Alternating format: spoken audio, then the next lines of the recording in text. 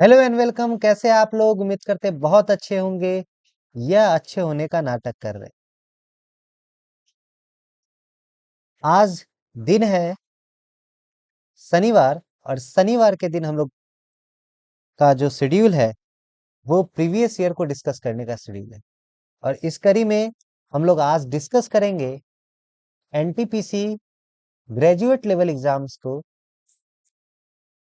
जो अप्रैल जो 2 अप्रैल का पेपर है उसको हम लोग आज डिस्कस करेंगे।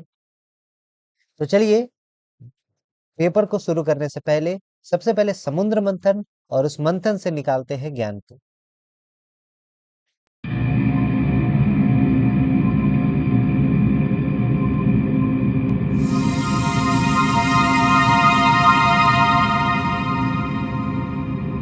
चलिए, फिर से आपका स्वागत है समुद्र मंथन के बाद टीचर जी चैनल पे। रेलवे प्रीवियस ईयर क्वेश्चंस को हम लोग डिस्कस करने जा रहे हैं। टोटल एनटीपीसी ग्रेजुएट लेवल पे आपको 100 क्वेश्चन होता था, और उस 100 क्वेश्चन में जो आपको सब कुछ होगा, साइंस होगा, मैथ होगा, रीजनिंग होगा, जीके होगा, सब चीज को हम लोग डिस्कस करने वाले। ठीक है जी। चलिए, तो कब का पेपर है? ये 2 अप्रैल 2016 का पेपर है। एनटीपीसी ग्रेजुएट लेवल का है। और टाइमिंग की बात करें तो 12:30 बजे से 2 बजे के बीच का एग्जाम का ये पेपर है। तो समझ में आ गया कि 1.5 घंटे में आपको 100 क्वेश्चन करना होता था पहले। पहला क्वेश्चन क्या कह रहा है? इंग्लिश बोल सकते हैं इसको, रीजनिंग भी बोल सकते हैं, लेकिन एक्चुअल में ये इंग्लिश का क्वेश्चन क्या बोल रहा है? Rearrange the following jumbled sentence to make a meaningful one. मतलब ये जो जंबल सेंटेंस है, इधर उधर जो जिगजैग फैला, ये जो सेंटेंस है, इसको आपको अरेंज करना है। ठीक है ना? अरेंज करना है, और अरेंज करने से ये क्या होना चाहिए? मीनिंगफुल बनना चाहिए, मतलब वाला कोई सेंटेंस बनना चाहिए। तो आपके पास ऑप्शन है ए बी सी डी, ये 4 ऑप्शन है। मान लेते हैं अभी हमको आंसर पता नहीं है। तो जैसे आपको पहला स्टार्ट कर रहा है एस से। अगर हम ए की बात करें तो ए का ऑप्शन स्टार्ट कर रहा है एस से, बी की बात कर रहे थे क्यू से, सी की बात कर रहे थे पी से, और डी की बात कर रहे थे अगेन क्यू से। मतलब आर से स्टार्ट होने वाला कोई ऑप्शन नहीं है। तो आर से स्टार्ट होने वाला कोई ऑप्शन नहीं, तो इसको हम देखेंगे भी नहीं। हमारे पास बचा 3। ठीक है ना? हमारे पास बचा 3, तो 3 में से देखते हैं। और उसके बाद जो लिखा हुआ है, जैसे एस से स्टार्ट कर रहे थे, इसके बाद है आर। क्या बोला? Comprises of a wide range. Comprises of a wide range, ऐसा करके कोई मीनिंग स्टार्ट होने लायक नहीं लग रहा। क्यू से है, और क्यू के बाद क्या है? S. The climate of India comprises of a wide range, ये हो सकता था, है ना? तो क्यू और एस के बाद हमारा क्या था? तो क्यू और एस के बाद, और देखिए क्यू से एस भी था और क्यू से आर भी था। तो आर क्या था? The climate of India scale and very topography. ये मतलब नहीं बन रहा। तो हम पहले देख लेते हैं बी वाला। ठीक है, क्या बोला? The climate of India comprises of a wide range of, और इसके बाद क्या था? P, wide range of what? The weather condition across a vast geographic scale and very topography. ये आपको एग्जैक्ट ये बनाए कैसे हम लोग? तो हम लोग ऑप्शंस का सहारा लिए, और ताकि हमको कम समय लगेगा। ठीक है ना? जैसे weather condition across a vast geography conditions, ये बिल्कुल सही नहीं बैठ रहा। तो हम लोग क्या किए? ऑप्शन का सहारा लिए, और तब इसका हम लोग आंसर दिए ऑप्शन नंबर बी। ठीक है, चलिए क्वेश्चन नंबर 2 की बात करते हैं। क्वेश्चन नंबर 2 क्या कहता है? 2 कहता है, ये रीजनिंग का क्वेश्चन है, कि सोल्जर है। ठीक है जी, सोल्जर है। सोल्जर का संबंध किससे दिया? आर्मी से। मतलब सोल्जर क्या हो गया? सेना। ठीक है ना? सेना। मतलब उसमें जो आर्मी है, जो लोग है, वो हो गए सोल्जर। और ये लोग किससे संबंधित है? आर्मी से संबंधित है ना? आर्मी के लोग को क्या बोला जाता है? सोल्जर बोला जाता है। उसी तरह म्यूजिशियन, म्यूजिशियन किससे संबंधित है? तो बैंड से संबंधित है। म्यूजिशियन किससे संबंधित है? बैंड से। म्यूजिशियन क्या हो गया? उसका एक अ, अंग हो गया। और बैंड ये पूरा ग्रुप को बोलते हैं। ठीक है ना? उसी तरह सोल्जर क्या हो गया? उसका एक मेंबर हो गया। और पूरे ग्रुप को क्या बोलते हैं? आर्मी बोलते हैं। Question number 3, the process when the computer is switched on and the operating system get loaded from the hard disk to the main memory। मतलब वैसा प्रोसेस जिसमें कंप्यूटर को ऑन किया जाता है, और जब आप ऑन करते हैं तो जो ऑपरेटिंग सिस्टम है ना, जो ऑपरेटिंग सिस्टम है, ऑपरेटिंग सिस्टम जैसे क्या हो गया? विंडोज ऑपरेटिंग सिस्टम है ना, लिनक्स ऑपरेटिंग सिस्टम है। तो ये जो ऑपरेटिंग सिस्टम है वो लोड करना, स्टार्ट करना शुरू करता है। तो कहाँ से स्टार्ट करता है? तो वो हार्ड डिस्क से डाटा स्टोर करता है, स्टार्ट करता है वो हार्ड डिस्क में, क्योंकि डाटा स्टोर है। वहां से आपको क्या करना शुरू करता है? लोड करता है और मेन मेमोरी तक ले आता है। इस चीज को हम लोग क्या बोलते हैं? बूटिंग बोलते हैं। ठीक है ना? इस चीज को हम लोग क्या बोलते हैं? बूटिंग बोलते हैं। चलिए, क्वेश्चन नंबर 4 करेंट अफेयर का क्वेश्चन था कि 2014 में नोबेल प्राइज का पुरस्कार किसको मिला था? तो उस समय मिला था कैलाश सत्यार्थी को। कैलाश सत्यार्थी को मिला था नोबेल प्राइज। ठीक है ना? और कैलाश सत्यार्थी किससे संबंधित थे? तो कैलाश सत्यार्थी संबंधित थे आपको बचपन बचाओ आंदोलन से। ठीक है ना? किससे संबंधित थे? तो बचपन बचाओ आंदोलन से। ठीक है।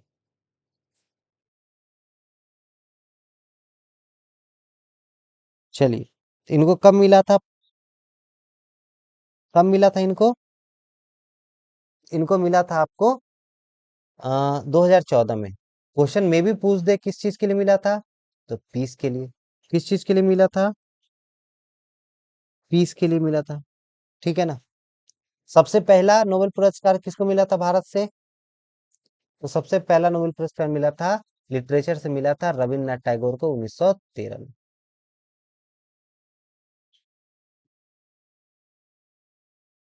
ठीक है। चलिए,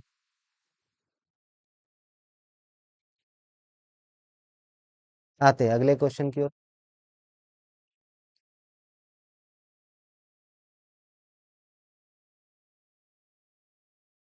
question number 5।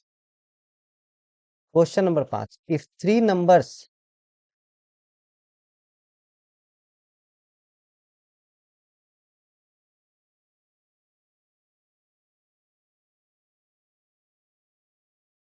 If three numbers are in the ratio, मतलब हिंदी में क्वेश्चन नहीं है तो हिंदी में हम समझा दे रहे हैं कि हिंदी में क्या मतलब हुआ। यदि तीन संख्याओं का अनुपात 2 3 5 है, तीन संख्याओं का अनुपात 2 3 5 है, and twice of their square, sorry twice of their sum, twice of their sum, twice of their sum करने का मतलब क्या हो गया? कि जो सम है, जो योग है, इसका दुगना, मतलब दुगना का योग, दुगना का योग 100 है। तो बताइए सबसे बड़ी संख्या कौन? तो बताइए सबसे बड़ी संख्या कौन? तो सबसे पहले अगर नॉर्मल आप योग की बात किए, नॉर्मल आप योग की बात किए तो जोड़ने पे कितना आ रहा है? आप बोलेंगे 5 3 8 2 10। जोड़ने पे 10 आ रहा है। तो 10 का दुगना किए तो कितना हो गया? कितना हो गया? तो आप बोलेंगे मेरे हिसाब से 20 और सवाल के हिसाब से 5। तो 20 बराबर 5, 100। तो एक, सॉरी 20 बराबर 100, तो एक बराबर कितना हो जाएगा? 5। एक बराबर कितना हो जाएगा? Largest one. तो लार्जेस्ट कौन है आपका? लार्जेस्ट कौन है आपका? बी वाला। ठीक है। तो लार्जेस्ट वन, तो सीधे बच्चा क्या करेगा? 50 25 ऑप्शन मार देगा सी। बिल्कुल गलत है। आप समझिए क्या बोला। वो लार्जेस्ट नहीं बोला, वो क्या बोला? Square of the largest. ये सब चीज रेलवे गलती कराता है। ठीक है ना? ये सब चीज रेलवे गलती कराता है, इसलिए जब भी क्वेश्चन पढ़िए तो आपसे रिक्वेस्ट है एक एक लाइन को पढ़िए। तो स्क्वायर ऑफ लार्जेस्ट मतलब जो बड़ा वाला है, तो बड़ा वाला वैल्यू कितना है आपको? 25। 25 नहीं लिखना है, इसका स्क्वायर लिखना है। तो 25 का स्क्वायर क्या होता है? 625। Option number B. ठीक है ना? क्लियर है? क्लियर है तो थंब लगा दीजिए। क्लियर है तो थंब लगा दीजिए। थोड़ा सा आप लोग ये करिएगा क्योंकि आज का क्वेश्चन केवल इंग्लिश में है, तो चीजें आराम से समझिएगा, उसको हिंदी में भी हम आपको बदल के दिखाएंगे। अब क्वेश्चन बोला who was the first president of the Indian national Congress. भारतीय राष्ट्रीय कांग्रेस का प्रथम अध्यक्ष कौन था? प्रथम अध्यक्ष कौन था? तो व्योमेश चंद्र बनर्जी। ये हुम क्या थे? फाउंडिंग मेंबर थे उस समय के, है ना। फाउंडर कौन थे? तो ए हुम थे, और वो सेक्रेटरी भी थे।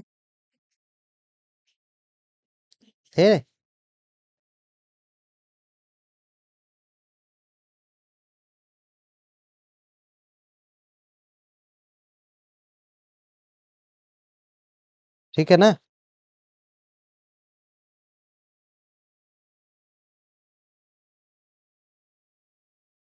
दूसरी बात कि आपसे क्वेश्चन पूछ दे सकता है कि कब हुआ था? 1885 को।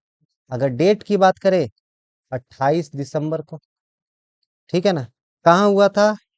कहाँ हुआ था? तो गोकुल दास तेज पाल संस्कृत कॉलेज के अंदर। ठीक है। कितने लोग थे? तो 72 लोग। ठीक है ना। क्लियर है? 72 लोग थे। समझ में आया? कहाँ पे हुआ था? तो बॉम्बे में हुआ था। ठीक है। तो पहले अध्यक्ष की बात कर रहे हैं तो रमेश चंद्र बनर्जी, और जनरल सेक्रेटरी कौन थे? तो ए हुम। और दूसरे अध्यक्ष की बात कर रहे हैं तो कौन थे? दादा भाई नौरोजी। दूसरे अध्यक्ष कौन थे? दादा भाई नौरोजी। ठीक है ना। चलिए आगे बढ़े। बाल गंगाधर तिलक कभी अध्यक्ष नहीं बने थे। अगला question, what is the compound interest? Compound interest मतलब चक्रवृद्धि ब्याज। चक्रवृद्धि ब्याज।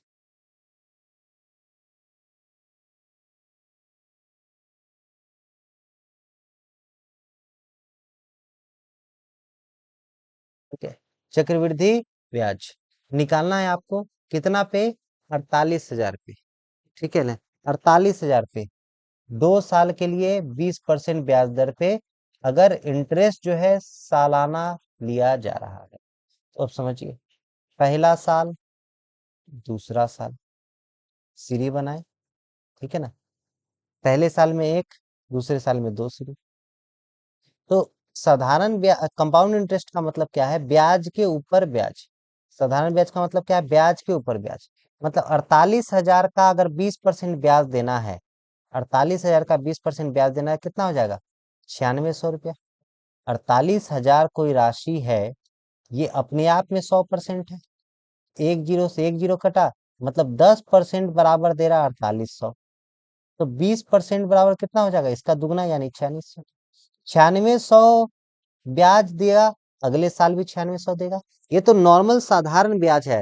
अगर साधारण ब्याज की करता बात, तो 9600 तो का दुगना, यानी 10,000 का दुगना हो जाता 20,000। 20,000 में से 800 घटा देते, क्या आ जाता? 19,200। ठीक है ना। 19,200 साधारण ब्याज हो जाता। ठीक है। लेकिन आपसे चक्रवृद्धि ब्याज बोला है, तो जो पिछला साल है, पहला साल, उसका ब्याज के ऊपर भी ब्याज लगेगा। अब क्या हो गया? 100% बराबर 9600। क्यों 100% बराबर 9600? क्योंकि इसका 20% निकालना है। इसका 20% मतलब 5 भाग। इसका 20% मतलब 5 भाग। यह सीधे 960 का दुगना। 960 का दुगना क्या हो जाएगा? 1920। है ना। 960 का दुगना 1920। क्यों 960 का दुगना? क्योंकि 9600 का हमको 20% निकालना है। तो 10% कितना होगा? 960। इसका दुगना कर देंगे तो 1920 हो जाएगा आपको।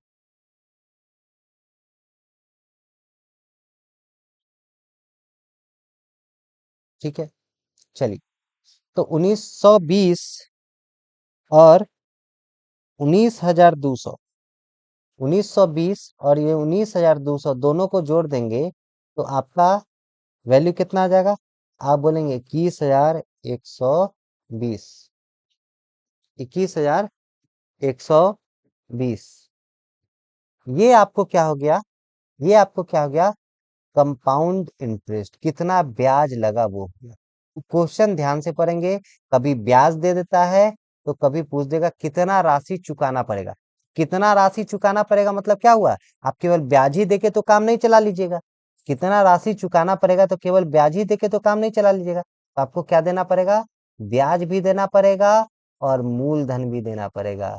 ब्याज भी देना पड़ेगा और मूलधन भी देना पड़ेगा। ठीक है ना?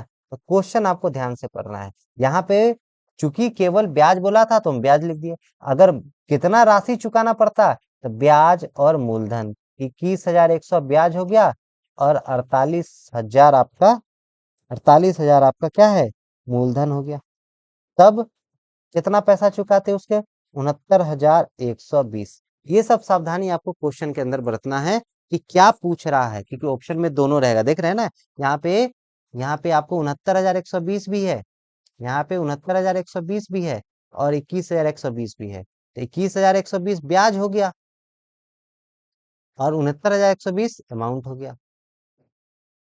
ठीक है, आपसे ये भी क्वेश्चन पूछ सकता था कि बताइए 2 साल में कितना अधिक ब्याज चुकाना पड़ेगा जब वह कंपाउंड इंटरेस्ट पे देता है। तो कंपाउंड इंटरेस्ट पे यही ना अधिक ब्याज चुकाना पड़ेगा, क्योंकि इतना ब्याज तो साधारण ब्याज पे भी चुकाना पड़ता, यही एक्स्ट्रा ब्याज आपको चुकाना पड़ा। तो यही क्या हो गया, ये जो आपका क्या हो गया, CI और SI का अंतर भी हो गया। क्लियर है? उम्मीद करते हैं आपको क्लियर होगा। चलिए जी। चूंकि ये प्रैक्टिस क्वेश्चन है, ठीक है ना, तो बहुत ज्यादा समय बर्बाद नहीं करेंगे चीजों को समझाने में। आपसे रिक्वेस्ट है, 2 बार 3 बार वीडियो को देखिएगा, समझ में आ जाएगा। इसके बावजूद भी अगर कोई कॉन्सेप्ट नहीं समझ में आता है, उसको प्लीज आप कमेंट में बताइए कि सर ये वाला क्वेश्चन है, मैं उसका वीडियो, एक सेपरेट वीडियो एक क्वेश्चन के लिए मैं बना के दे दूंगा, पूरा कॉन्सेप्ट बेस्ड, जिसमें आपको अच्छे से क्लियर हो जाएगा। ठीक है ना? क्योंकि मेरा कोशिश है वो 1,000 वाला जो सीरीज है उसमें कॉन्सेप्ट के साथ चीजों को समझाए। और जब हमारा 1,000 सीरीज खत्म हो जाएगा, फिर हम आपको वो 1,000 सीरीज का कंप्लीट PDF, जो केवल 1,000 हो टाइप का जो क्वेश्चन हम कराए हैं, उसका केवल PDF और उसका आंसर, ठीक है, विथ सॉल्यूशन हम आपको दे देंगे, ताकि आप प्रैक्टिस कर सके। एक PDF रहेगा जिसमें केवल और क्वेश्चन रहेगा, ठीक है, और उसके सबसे लास्ट में उसके नीचे आंसर। दूसरा PDF बनाएंगे जिसमें आपको क्वेश्चन के साथ सॉल्यूशन भी मेंशन रहेगा। ठीक है जी। चलिए, अभी के लिए क्वेश्चन नंबर 8। थोड़ा सा दिक्कत हो रहा होगा, समझ रहे हैं, लेकिन क्वेश्चन को ध्यान से सुनिएगा, आपको हिंदी समझ में आ जाएगा। अगले बार से आपको इसी में हिंदी भी हम अपने टेक्स्ट के थ्रू वो मेंशन कर देंगे। एक सीढ़ी है, a ladder 20 metre long is leaning against a vertical wall. एक सीढ़ी है जो 20 मीटर लंबा है और वो दीवार से अड़ा हुआ है, दीवार के सहारे उसको लगाया गया है। ठीक है ना? ये मान लीजिए सीढ़ी था, इसको दीवार के सहारे लगा दिए और सीढ़ी का लंबाई कितना दे दिया, तो 20 मीटर लंबाई सीढ़ी का दे दिया। It makes an angle 30 degree with the ground. देखिए, क्वेश्चन जब एग्जाम में आया तो इसको बहुत ध्यान से पढ़ेगा एंगल के बारे में। एंगल क्वेश्चन में दोनों से बोल देता है कि ग्राउंड से भी है, तो ग्राउंड से तो ये एंगल की बात किया। अगर कभी बोल देता कि दीवार से है, तो ये एंगल हो गया आपका दीवार से, ये एंगल हो गया दीवार से, और जो नीचे वाला एंगल है, ये वाला एंगल हो गया किससे, ग्राउंड से, यानी जमीन से। ठीक है ना? तो ग्राउंड से है तो ये 30 डिग्री हो गया। इसको अलग अगर फिगर बनाएगा तो कुछ ऐसा ही फिगर बना, ये हो गया 20 मीटर का, ये हो गया 30 डिग्री। आपसे क्या पूछा, how high on the wall does the ladder reach. कितना ऊंचा ये दीवार है जिसपे सीढ़ी लगाया गया है। ठीक है, कितना ऊंचा दीवार है जिसपे सीढ़ी लगाया है। ये ट्रिग्नोमेट्री का क्वेश्चन है, ट्रिग्नोमेट्री का क्वेश्चन है। ट्रिग्नोमेट्री में क्या पढ़े थे, साइन थीटा बराबर P/H। अंग्रेजी की बात करें तो P/H, हिंदी की बात करें तो लंब बटा कर्ण, लंब बटा कर्ण। कॉस थीटा बराबर क्या होता है, V/H, आधार बटा कर्ण। ठीक है जी। टेन थीटा की बात करें तो P/B, लंब बटा आधार। ठीक है, ये चीज है। अब इसमें आपको समझना है, सर क्या बोल रहे, कुछ समझ में नहीं आ रहा है, तो समझिए, कोशिश करिए कि कोई भी समकोण त्रिभुज होगा, यानी राइट एंगल ट्रायंगल होगा, वहीं पे आप इस फॉर्मूला को यूज करिए। तो 90 डिग्री के सामने वाला, जहां भी 90 डिग्री है उसके सामने वाला को हम लोग बोलते हैं कर्ण, उसको सामने वाला को बोलते हैं कर्ण। और अंग्रेजी की बात करें अंग्रेजी बीट में इसको बोलते हैं हाइपोटेन्यूज। और ये सबसे बड़ी भुजा होती है तीनों भुजाओं में।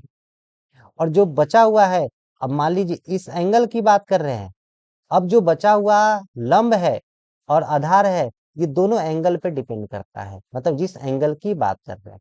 तो 90 डिग्री के सामने वाला को हम लोग बोले हाइपोटेनस, और एंगल के सामने वाला को क्या बोलेंगे? लंब। एंगल के सामने वाला को क्या बोलेंगे? लंब। एंगल के सामने वाला को क्या बोलेंगे? लंब। एंगल के सामने वाला को क्या बोलेंगे? लंब। तो बचा हुआ यही है, ये बचा हुआ है, और जो बचा हुआ है वो है आधार। जो बचा हुआ क्या है? वो आधार। ठीक है ना?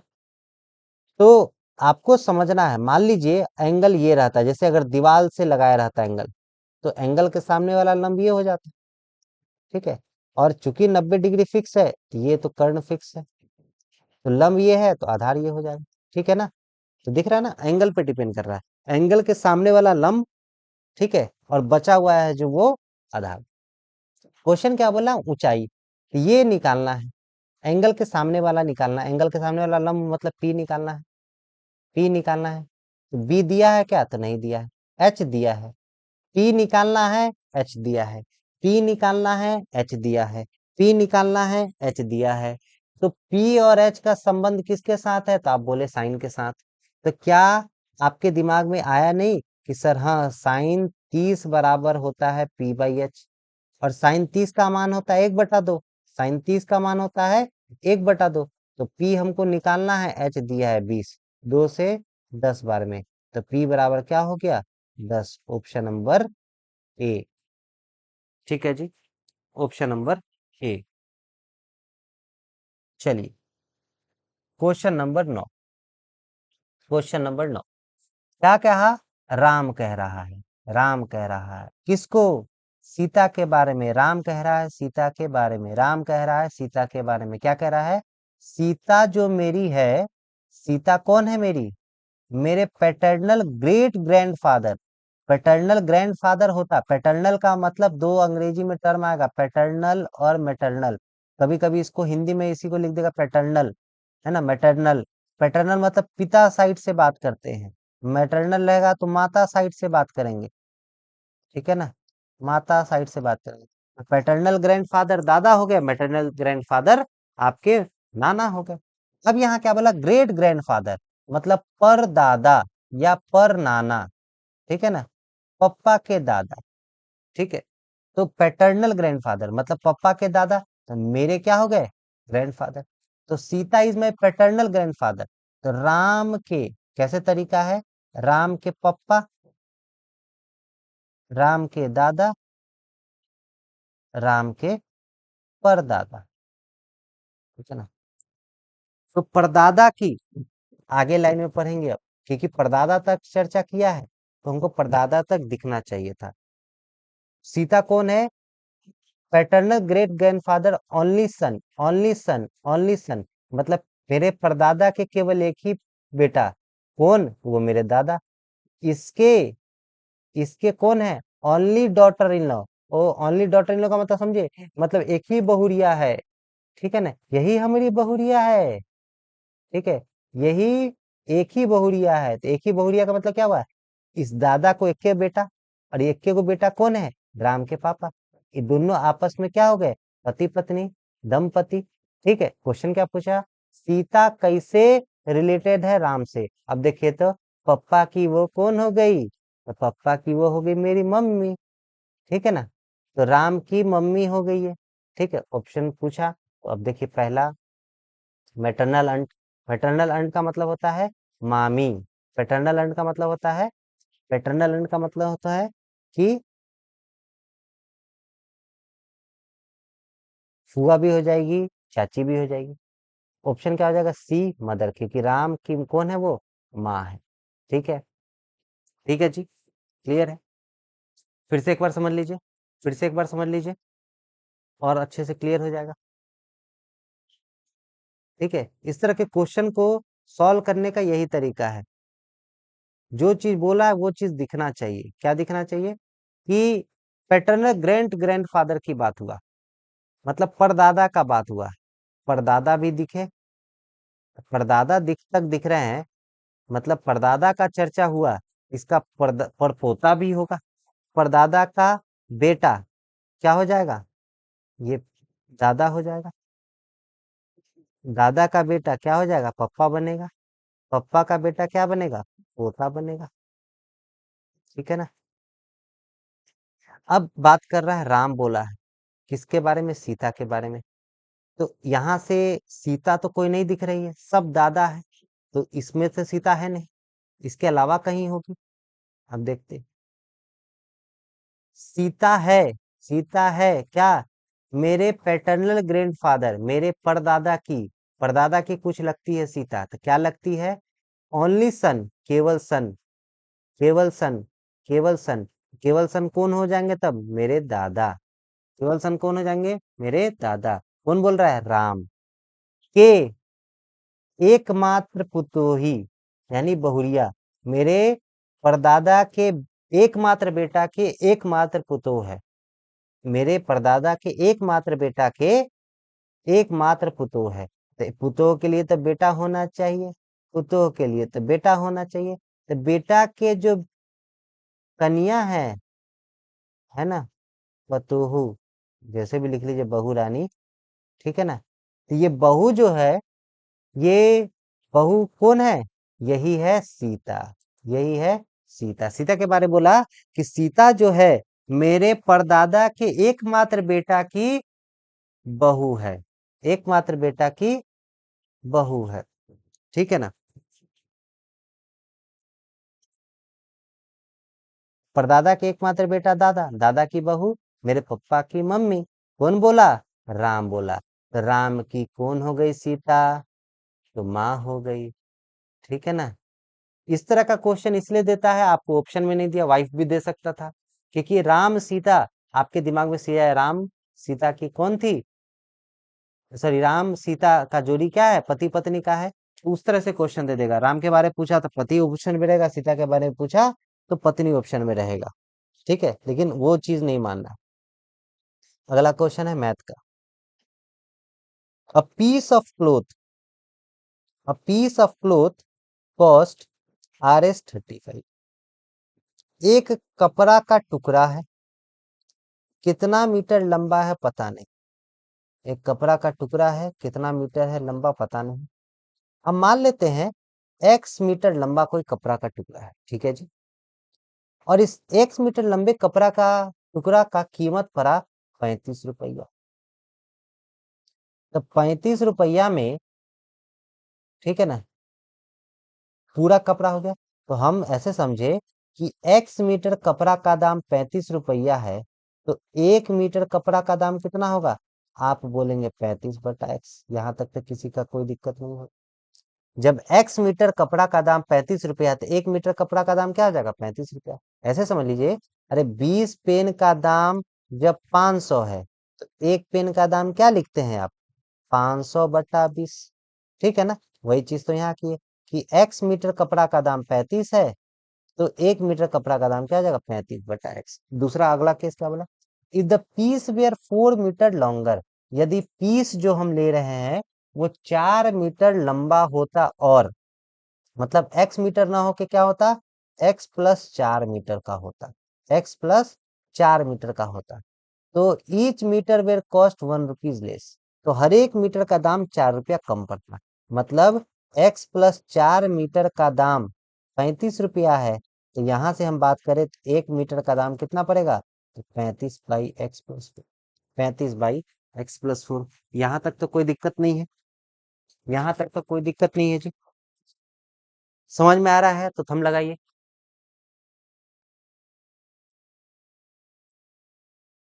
समझ में आ रहा है तो थम लगाइए। अब देखिए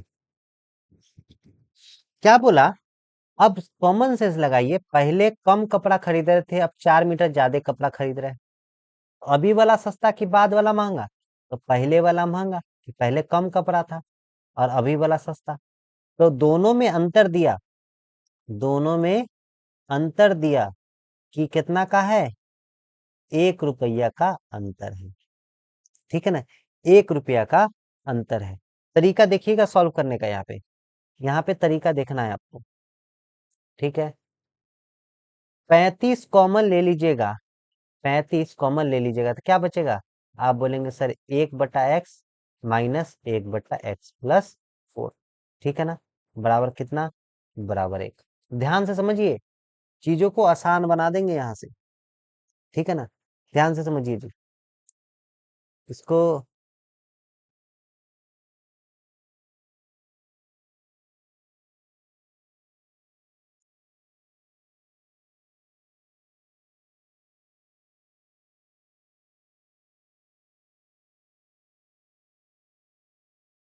देखिए क्या किए थे हम, क्या किए थे कि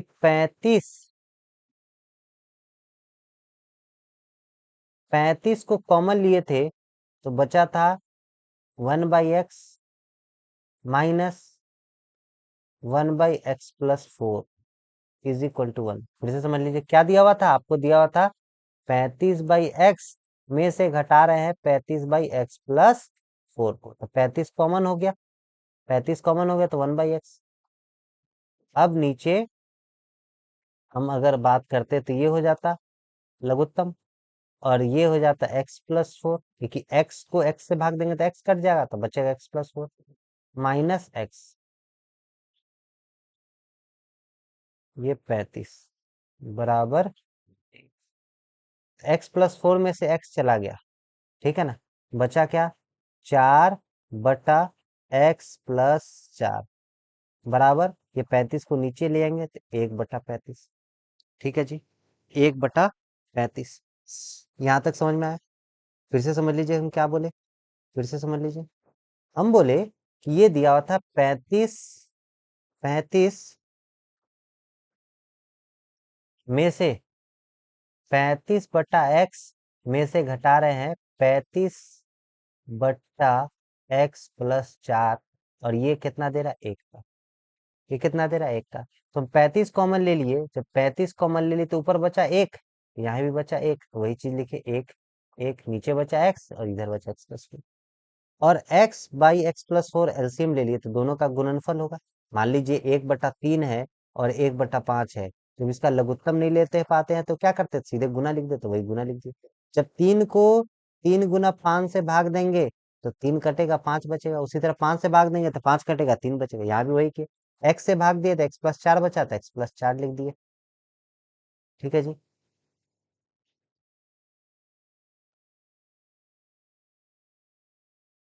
और यहाँ पे x+4 से भाग दिए, जब x+4 से भाग दिए x बचा, x लिख दिए। अब बाहर निकालेंगे तो x+4 में से x कट गया तो x से x कट गया, बचा 4। 35 इधर गुणनफल में था, इधर आके क्या चीज में हो जाएगा? भाग में हो जाएगा, ये भाग में लिख दिया। अब देखिए यहाँ पे अब कॉमन सेंस का इस्तेमाल करना है, अगर नहीं इस्तेमाल करिएगा, डिटेल जाना है तो क्वाड्रेटिक इक्वेशन आएगा, उसको सॉल्व करना पड़ेगा, ठीक है ना, क्वाड्रेटिक इक्वेशन आएगा उसको सॉल्व करने पड़ेगा। तो पहले हम क्वाड्रेटिक को ही सॉल्व करके आपको दिखाते हैं, तब आपको उसकी वैल्यू समझ में आएगी। तो क्या था? 4/x गुने x+4 is equal to 1/30। Quadratic मतलब द्विघात समीकरण। तो 4/x² plus 4x is equal to 1/35। 35 से इधर गुना, इससे इधर गुना, 35 गुने 4, 35 गुने दुगुना 70, और 70 का दुगुना 140, x² plus 4x, x² plus 4x minus 140 बराबर 0, ठीक है ना, ये इक्वेशन है। अब ये द्विघात समीकरण है, आपको पता है इस प्रकार तोड़ना है, इस प्रकार तोड़ना है कि अंतर 4 का रहे, तो क्या तोड़ेंगे? एक 14 हो जाएगा, दूसरा 10 हो जाएगा, तभी ना 14 दाएं के 140, और दोनों का अंतर ये x कॉमन हो गया, x+14 माइनस 10 कॉमन हो गया, x+14 बराबर 0। x+14 कॉमन हो गया तो क्या बचा? x-10 इज इक्वल टू 0, ठीक है ना। दोनों ही 0 के बराबर हम क्या करेंगे?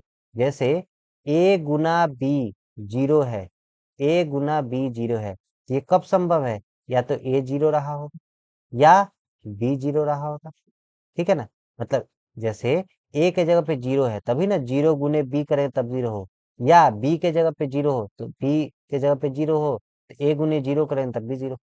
तो हम क्या करें? दोनों को ही एक बार 0 मान के देखते हैं, अगर x प्लस 14 को 0 माने तो x बराबर -14 आया, x माइनस 10 को 0 माने तो x बराबर 10 आया। क्योंकि x किसको रिप्रेजेंट कर रहा था, x किसको रिप्रेजेंट कर रहा था, लेंथ ऑफ क्लोथ को। तो लेंथ कभी भी माइनस में नहीं हो सकता है, इसलिए -14 नहीं होगा, क्या होगा 10। ठीक है ना, क्या होगा 10 होगा। ये तो एक तरीका था जो आपको नॉर्मल तरीका है जो सब लोग यूज कर रहे हैं। आपको क्या सोचना है अब वो समझिए। देखिए आपके पास क्या रिजल्ट दिया, आपके पास रिजल्ट है 4/, आपके पास रिजल्ट है 4/x+4 इंटू 1/35। तो 1/35 को आपके पास दो ही तरीका है, 5 into 7 लिखने का, 5 into 7 लिखने का, 5 into 7 लिखने का।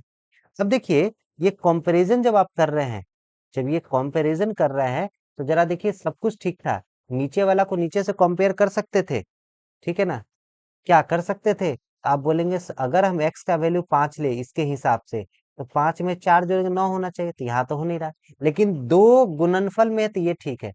ऊपर देखते हैं तो ऊपर यहाँ 4 है लेकिन यहाँ 4 नहीं है, तो 4 बनाने के लिए क्या करेंगे, 4 को ऊपर से गुना, तो अपने मन से तो काबिल नहीं बनेंगे, नीचे भी गुना करना पड़ेगा। तो 4 से 4 काट दिए, ऊपर बच गया 1, नीचे हो गया x into x+4। उसी तरह यहाँ काट दिए तो यहाँ बचा 1 और नीचे बचा 5 × 7 × 4, 5 × 7 × 4।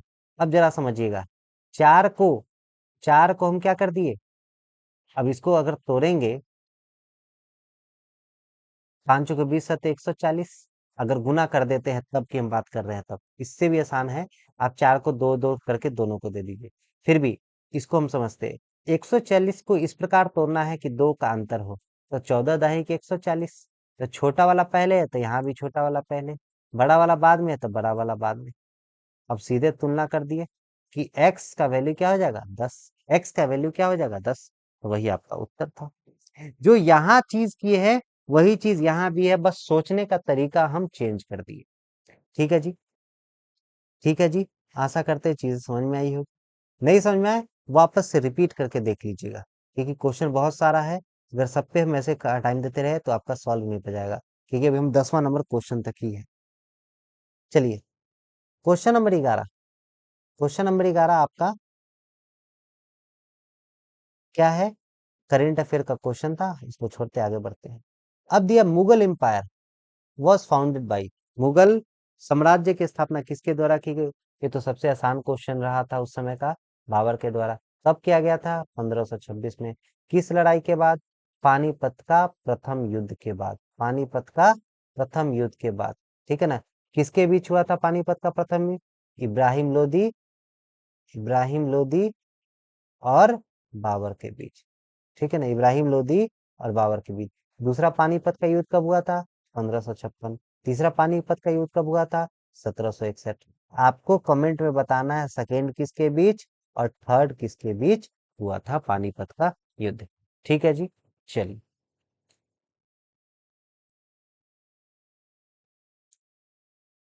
ठीक है। अगर आपसे यहीं पे आपसे क्वेश्चन पूछ देता कि ये चार नाम है, बाबर, हुमायूं, अकबर, शाहजहां, बाबर, हुमायूं, अकबर, शाहजहां, अब इसको ऑर्डर में सजाइए, अब इसको ऑर्डर में सजाइए कि ऑर्डर मतलब जो सबसे पहले आया उसको पहले, उसके बाद वाला को बाद में। तो क्या करेंगे, कैसे कौन होगा, तो सबसे पहले ऑप्शन नंबर ए बाबर, उसके बाद हुमायूं, उसके बाद अकबर, उसके बाद शाहजहां। ठीक है, अब अकबर के बाद शाहजहां, यहाँ ऑप्शन के हिसाब से, लेकिन अकबर और शाहजहां के बीच में भी एक था। ठीक है ना, अकबर और शाहजहां के बीच में भी एक था जहांगीर।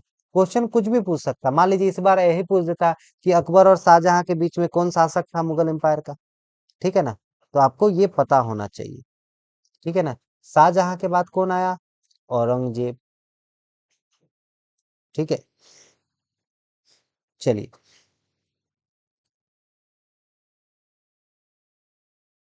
आगे बढ़ते हैं। Question number 13। ये भी क्वेश्चन आपका किससे है? तो आपका ये क्वेश्चन है हाइट एंड डिस्टेंस से। और रेलवे का सबसे फेवरेट टॉपिक है हाइट एंड डिस्टेंस। रेलवे का सबसे फेवरेट टॉपिक है हाइट एंड डिस्टेंस। ठीक है ना, रेलवे का सबसे फेवरेट टॉपिक है हाइट एंड डिस्टेंस। तो अगला हमारा जब मिक्सचर खत्म हो जाएगा, रेशियो एंड प्रोपोर्शन का सारा सेक्शन खत्म हो जाएगा, तो हम लोग हाइट एंड डिस्टेंस टॉपिक को ही लेंगे। ठीक है ना, ट्रिग्नोमेट्री को ही लेंगे। और ट्रिग्नोमेट्री का बेसिक जो क्वेश्चन है जो एग्जाम में पूछता है, बहुत टफ वाला क्वेश्चन को लोग नहीं लेंगे। बेसिक क्वेश्चन वाले सीरीज पे हम लोग 1000 सीरीज वाले में डालेंगे। ठीक है ना, चलिए। क्या बोला? दो पोल जिसकी ऊंचाई 15 मीटर है और 20 मीटर है।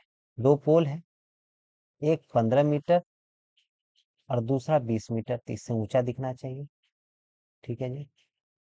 दोनों वर्टिकली स्टैंड अपवर्ड, मतलब सीधा खड़ा है किस पे? प्लेन ग्राउंड पे। If the distance between their fit, दोनों के फिट पे, ये फिट बोलते हैं इसको, इसके बीच के दूरी को, डिस्टेंस की बात की है तो कितना मीटर दिया? 12 मीटर। अब बोला क्या? इनके टॉप का डिस्टेंस निकालिए। इनके टॉप का डिस्टेंस निकालिए, ऊपर का डिस्टेंस निकालिए। तो ऊपर का डिस्टेंस किसकी बात किया? यहां से यहां का दूरी निकालिए। यहां पे अगर आपको ज्योमेट्री, ये ट्रिग्नोमेट्री नहीं हुई है, तब भी ये क्वेश्चन बनेगा। ध्यान से देखिए जरा, यहाँ से यहाँ का दूरी 12 है, तो यहाँ भी यहाँ से यहाँ का दूरी 12 होगा। यहाँ से यहाँ 15 है, ये वाला दूरी 15 है, और पूरा दूरी 20 है, पूरा दूरी 20 है। तो ये 15 काट देंगे, तो यहाँ से 15 काट देंगे, तो ये वाला दूरी जो है, ये वाला दूरी जो है, क्या बचेगा? 5। क्यों? क्योंकि ये यहाँ से यहाँ 15, तो ऊपर वाला 5। अब समझिए, ये वाला 5, ये वाला 12।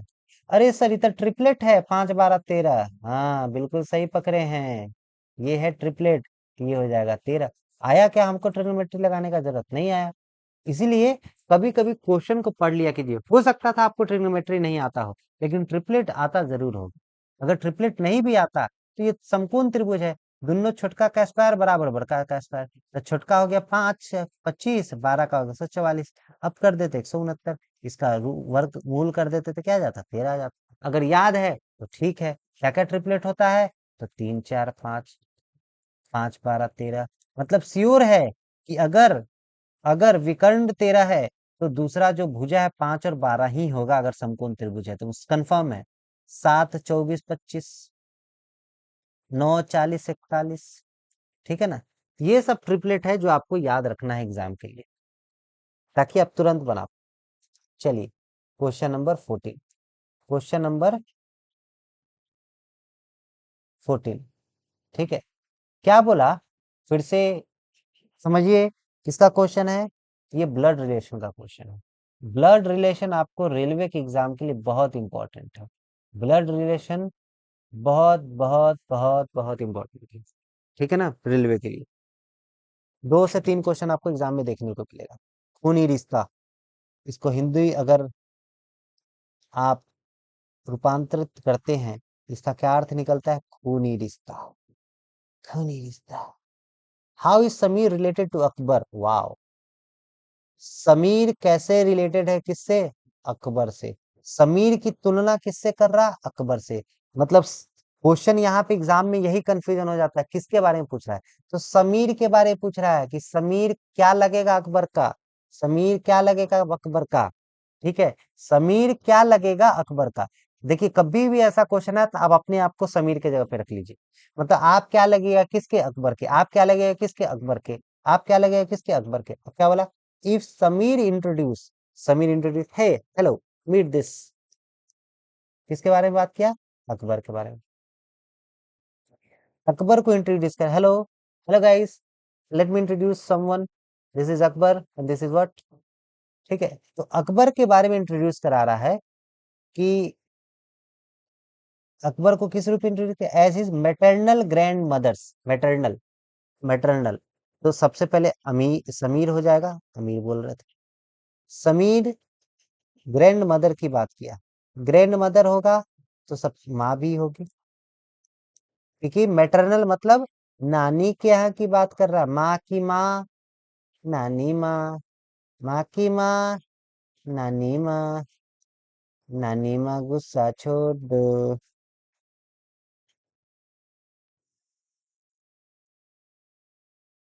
ठीक है। तो अकबर को इंट्रोड्यूस करा रहा है कौन, समीर। बोला क्या, ये मेरी नानी माँ as maternal grand mother only son, मेरी नानी माँ के एकमात्र पुत्र। नानी माँ के पुत्र कौन हो गए, तो हमरे मामा। ठीक है। ओनली सन, एकमात्र पुत्र का बेटा है, एकमात्र पुत्र का बेटा है, एकमात्र पुत्र का बेटा है। कौन, अकबर। कौन बोल रहा है, समीर बोल रहा है। मतलब मेरे नानी माँ का एकमात्र पुत्र का बेटा है, एकमात्र पुत्र कौन हो जाएंगे, मेरे मामा। एकमात्र पुत्र कौन हो जाएंगे, मेरे मामा। मेरे मामा का बेटा क्या लगेगा, मेरा भाई।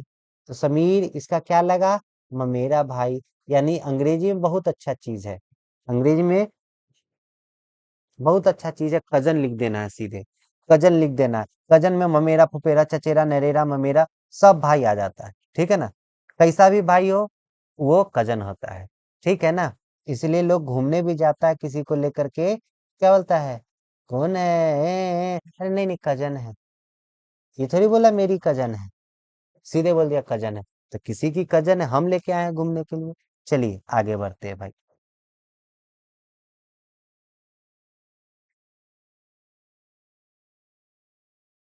क्वेश्चन संख्या 15। कुछ ज्यादा ही अंग्रेजी। चलिए ध्यान से सुनिएगा, इसका हिंदी रूपांतरण। Given below is statement followed by some conclusion. निम्नलिखित में कुछ कथन दिए हुए हैं और उसके साथ कुछ निष्कर्षे हैं। ठीक है। आपको कथन को पढ़ करके, कॉमन सेंस लगा करके डिसाइड करना है कि कौन सा जो कंक्लूजन है वो लॉजिकली फिट बैठता है। ठीक है। कथन क्या है, तो ध्यान से सुनिएगा। According to a recent health survey, according to a recent health survey मतलब कि अभी रिसेंटली हेल्थ का सर्वे हुआ है। ठीक है ना, हेल्थ का सर्वे हुआ, स्वास्थ्य का सर्वे हुआ है। और क्या पाया गया है, people who exercise for at least half an hour, people जो एक्सरसाइज करते हैं हाफ एन आवर। ठीक है।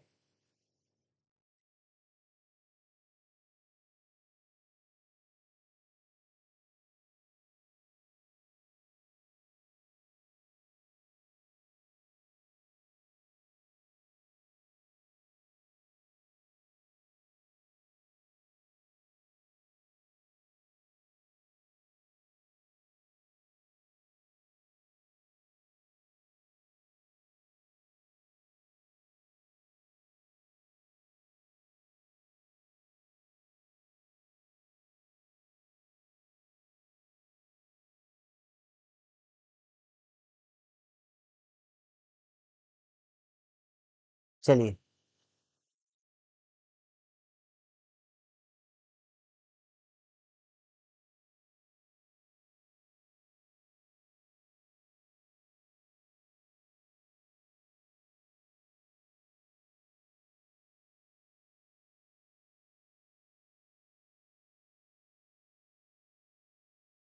हम्म। हाँ। तो क्या बोला कि जो, सॉरी, अरे यार, जो आधा घंटा एक्सरसाइज करते हैं वो less prone to life style disease, मतलब कम जो बीमारी है उससे ग्रसित होते हैं। ठीक है। तो क्या बोला कि मॉडरेट एक्सरसाइज जरूरी है हेल्दी लाइफ के जीने के लिए, मतलब हल्का फुल्का एक्सरसाइज करना चाहिए अगर आपको हेल्दी लाइफ जीना है तो। दूसरा क्या है, every one with no exercise on their routine suffer from life style disease. बोला क्या कि हर एक जो एक्सरसाइज नहीं करते हैं वो रूटीन लाइफ, मतलब उसको कुछ ना कुछ बीमारी होता है। ऐसा तो कुछ लिखा नहीं है, बस बोला है कि अगर लोग एक्सरसाइज करते हैं तो वो कम बीमारी से ग्रसित होते हैं। तो केवल क्या होगा, ऑप्शन नंबर ए, क्योंकि बीमारी होता है, नहीं एक्सरसाइज करने से, ऐसा तो लिखा नहीं है, केवल बोला है एक्सरसाइज करता है तो कम बीमारी होता है, तो ऑप्शन ए ही हो जाएगा केवल ए। ठीक है जी।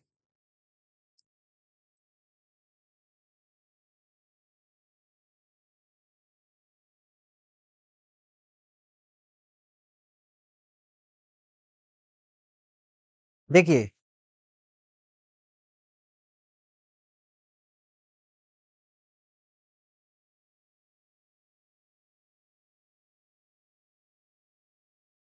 अब चेस के बारे में ये है, ठीक है ना, चेस का नाम है, आपको ध्यान से समझना है कि किसको क्या बोल रहा है।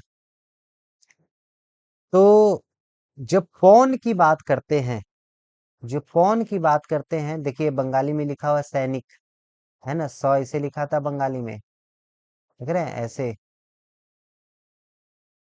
ठीक है, ये हो गया सैनिक। तो पौन किसके लिए यूज किया, सैनिक के लिए। पौन किसके लिए यूज किया, सैनिक के लिए। ठीक है ना, चेस देखे होंगे।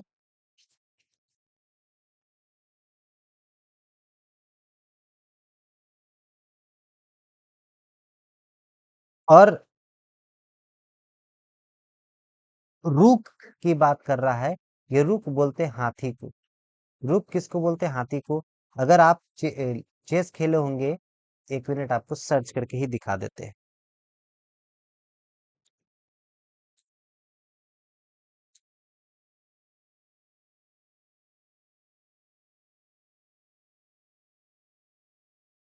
हम्म, हम्म, हम्म, हम्म,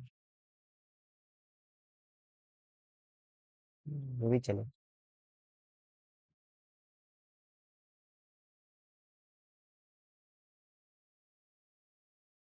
देखिए, ये देखिए क्या सुंदर सा पिक्चर है ना, बहुत सुंदर दिख रहा है, एकदम पूरा मजे में दिख रहा हो। आप देख रहे हैं ये क्या है, रुक। ये क्या है, इसको pieces.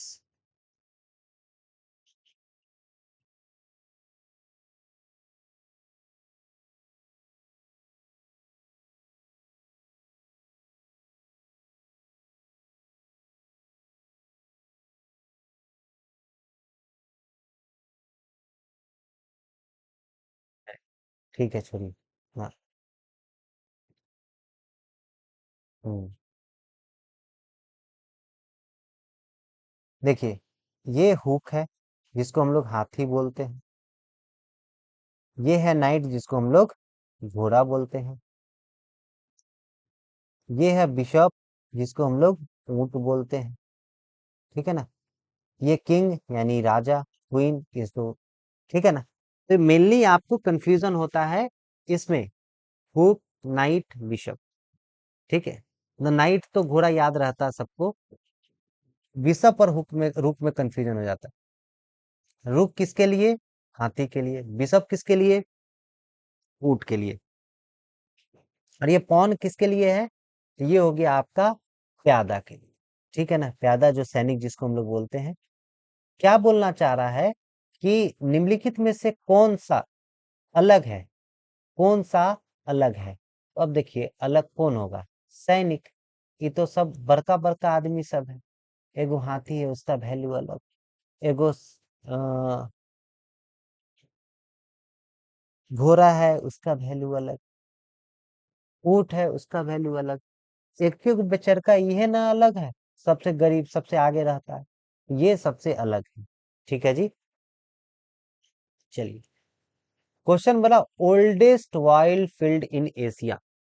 Oldest wild field, oldest wild field कौन सा है, ओल्डेस्ट वाइल्ड फील्ड कब बना था, आपको ये भी जानना है। ठीक है ना, ओल्डेस्ट वाइल्ड फील्ड कब बना था, ये भी जानना है।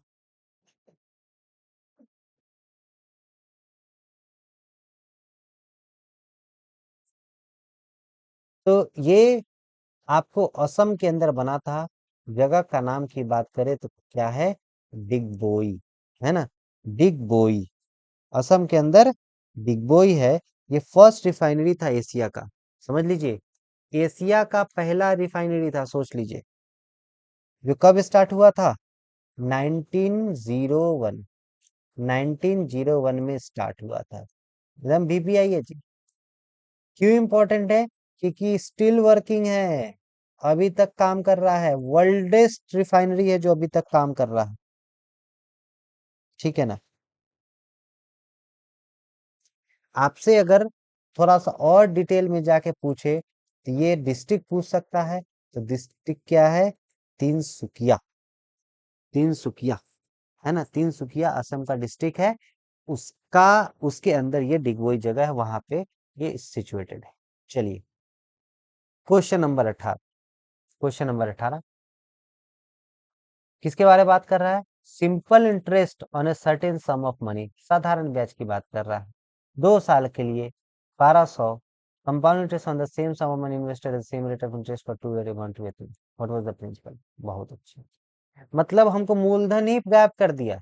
कोई राशि है, उस राशि की बात किया। अगर साधारण ब्याज पे हम बात करें तो 1200 रुपया हमको राशि प्राप्त हो रहा है, ठीक है ना, साधारण ब्याज के रूप में। अगर कंपाउंड इंटरेस्ट के बारे, चक्रवृद्धि ब्याज के बारे में बात करें तो 1290 रुपया प्राप्त हो रहा है। ठीक है। तो बोला क्या कि प्रिंसिपल बताइए। ठीक है, रेट ऑफ इंटरेस्ट भी गिवन नहीं है, प्रिंसिपल बताइए। तो पहला जो बच्चा का दिमाग में जाएगा वो 12,000 रुपये जाएगा। अब समझिए, 2 साल पे लॉजिक लगाना है, कॉमन सेंस लगाना है। 2 साल पे अगर हम बात करें 1200, एक साल पे 600, दूसरे साल पे भी 600। ऐसा ही ब्याज दर हुआ होगा, है ना। ऐसा ही तो ब्याज दर हुआ होगा। ठीक है ना। तो 600 पहला, 600 पहला, ये 1200। और सीआई कितना है तो आपको याद होगा, हम सीआई के बारे में बताए थे। ये तो सीआई क्या हो जाएगा? आखिरी वाला। ये आखिरी वाला एक्स्ट्रा हो जाएगा, ये पूरा मिला करके सीआई होता था। तो 1200 तो एसआई के रूप में है, 90 रुपया और ले रहा है, तब नहीं ये सीआई बना 1290। तो ये 90 रुपया की बात किया। 90 रुपया किसका? 600 का कितना परसेंट है? 600 का कितना परसेंट 90 है, वही निकाल देना है। तो 90/600 गुने 100, 2 जीरो से 2 जीरो कट गया, 3 दूना 6, 3 तिया 9, 2 से 15 बार में। अच्छा, 15% है। तो अब समझ में आ गया। 15% किसी राशि का 600 है, वही ना साधारण ब्याज के रूप में देना पड़ रहा है। तो 15% 600 है, 1% बराबर कितना हो जाएगा? 40। 100% बराबर कितना हो जाएगा? 4,000। 100% बराबर कितना हो जाएगा? 4,000। फिर से समझ लीजिए, बहुत आसान क्वेश्चन है। तो आपको दिया 1200 रुपया साधारण ब्याज, आपको दिया 1200 रुपया साधारण ब्याज। तो 1200 साधारण ब्याज है तो 600 रुपया दीजिएगा ना, पहला साल भी 600 रुपया, दूसरे साल भी 600 रुपया। और 1290 रुपया आपको क्या दे रहा है? 1290 रुपया दे रहा है आपको चक्रवृद्धि ब्याज। 1290 रुपया आपको क्या दे रहा है? चक्रवृद्धि ब्याज। 1290 रुपया को चक्रवृद्धि है, मतलब 600, 600, 1200 दे दिए तो 90 रुपया ही एक्स्ट्रा देना पड़ रहा है। 90 रुपया ही तो एक्स्ट्रा देना पड़ रहा है। ये 90 रुपया ब्याज जो लगा है, किस पर लगा है? ब्याज के ऊपर ब्याज, ब्याज के ऊपर ब्याज, ब्याज के ऊपर ब्याज। 90 रुपया लगा 600 पे, परसेंट के लिए 100, काटम कुट्टिम कर दिए तो 15% आया। क्या पता चला? अच्छा, 600 का 15% 90 है, तो मतलब ब्याज दर हो गया 15%। तो हम यहाँ पता चल गया कि 600 रुपया तो साधारण ब्याज के रूप में दे रहे थे, तो 15% बराबर 600, तो यहाँ 100% निकाले, यानी 4,000 आपका उत्तर हो जाएगा, ऑप्शन नंबर बी। चलिए जी, बहुत अच्छा।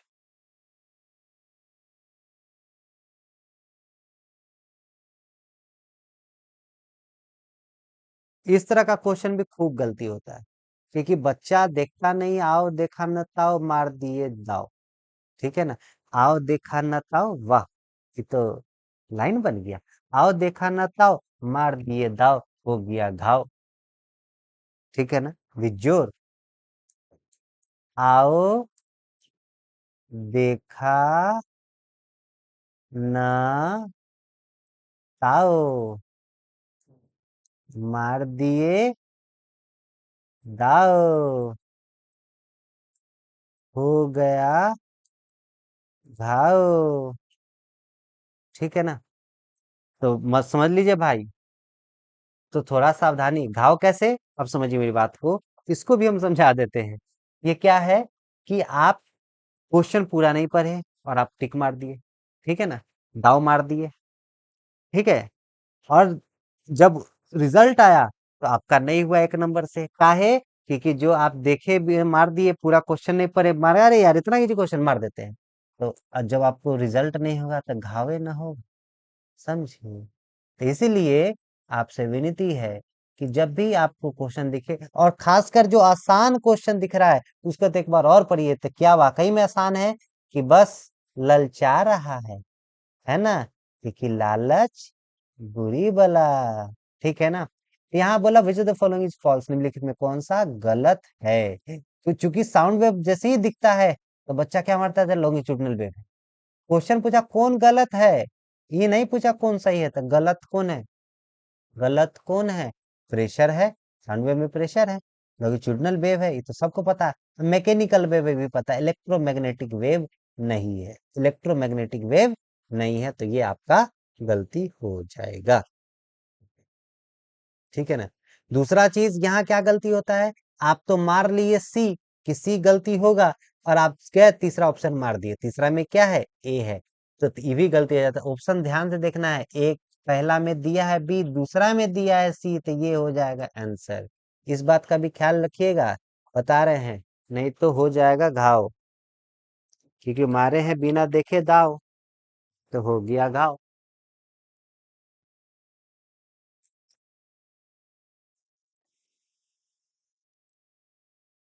ठीक है जी। क्वेश्चन नंबर 20,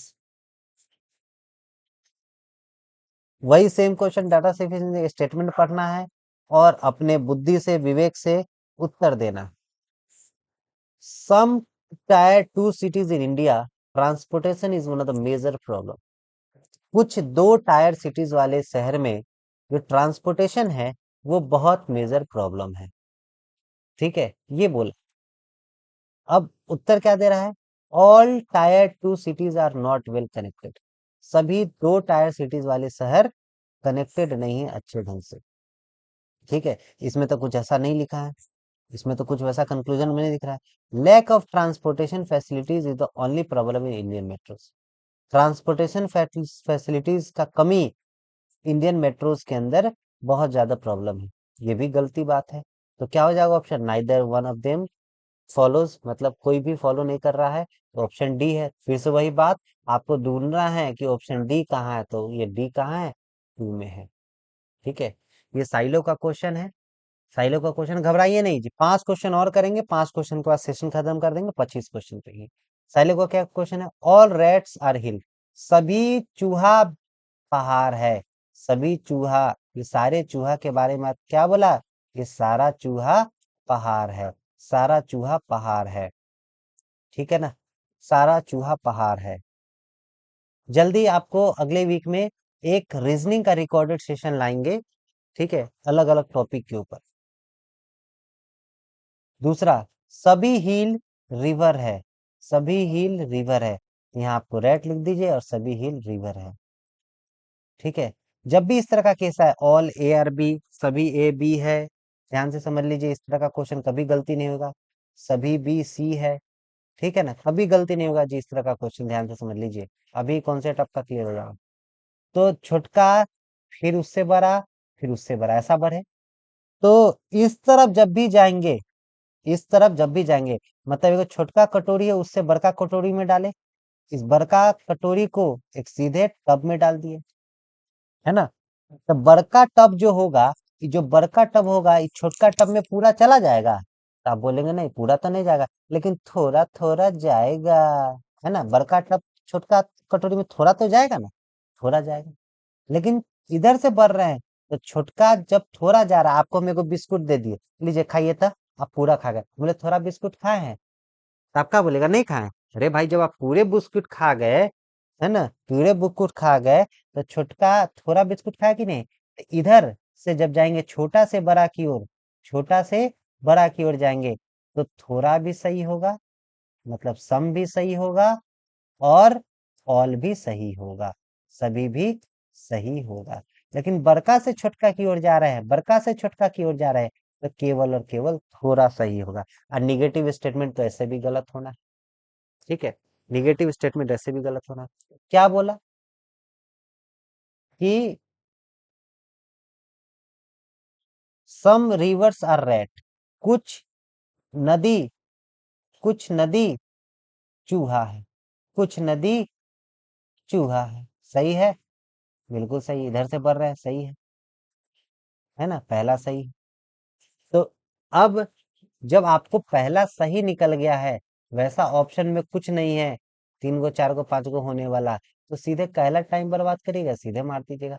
लेकिन फिर भी चूंकि सीख रहे हैं अभी, तो हम बाकी ऑप्शन को भी एक बार पढ़ लेते हैं। नो रिवर इज अ हिल, जब निगेटिव का चर्चे नहीं किया है तो निगेटिव आंसर तो सीधे गलत कर दीजिएगा। सारा पॉजिटिव है ना, है, नहीं हैगा तो कोई बातें नहीं है। नहीं जब तक बोले नहीं, साइलो का यही सीन है, आपको जो दिखता नहीं उसके बारे में जवाब मत दीजिए, ये मत बोले कि नहीं दिख रहा है। ठीक है ना, नहीं दिख रहा है मतलब होबे नहीं करेगा, नहीं दिख रहा तो होबे नहीं करेगा, ऐसा मत समझिएगा। ऑल हिल्स आर रेड, सभी पहाड़ चूहा है, देख रहे हैं? इधर से इधर आ रहा है, तो आपको अभी बताया ना, इधर से इधर में ऑल कभी सही नहीं होगा, केवल क्या सही होगा, सम सही होगा। बड़का से छोटका, बड़का पूरा छोटका के अंदर नहीं जाएगा, थोड़ा जाएगा। चलिए, क्वेश्चन नंबर 22। नया जो बच्चा जन्म लेता है, नया जो बच्चा जन्म लेता है उसमें कितना हड्डी होता है? नया जो बच्चा जन्म लेता है उसमें कितना हड्डी होता है? 350, है ना? ऐसा नहीं है, केवल उतना ही नहीं होता है। आपको कितना से कितना के बीच में होता है? कभी कभी 300 भी दे देगा।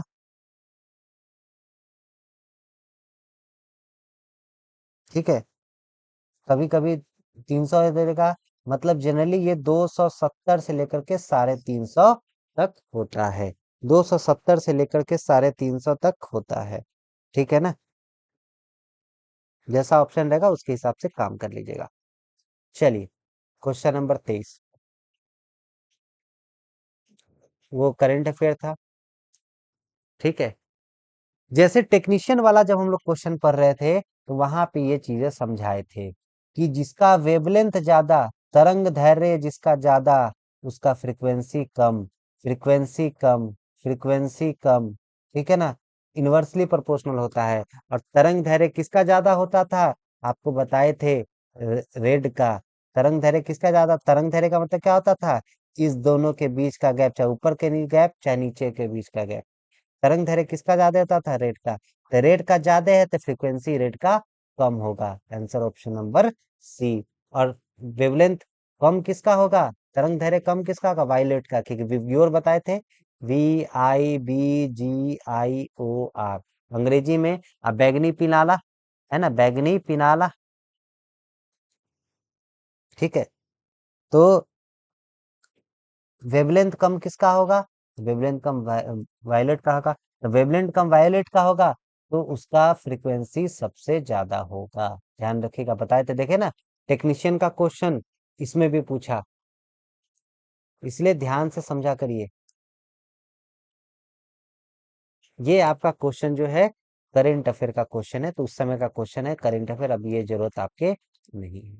चलिए, आज के लिए सेशन इतना ही काफी रहने दीजिए, सेशन लंबा हो गया है। आपसे रिक्वेस्ट है, दोबारा वीडियो को देखिएगा, जो चीजें नहीं समझ आया कमेंट में डाला करिए कि ये चीजें समझ में आया या नहीं समझ में आया। प्लीज कमेंट किया करिए ताकि समझ में आए कि आपको चीजें समझ में आ रही है या नहीं आ रही है। आज के लिए इतना ही काफी, अपना ख्याल रखिएगा, सुरक्षित रहिएगा। Thank you very much. Good night, good night, good night.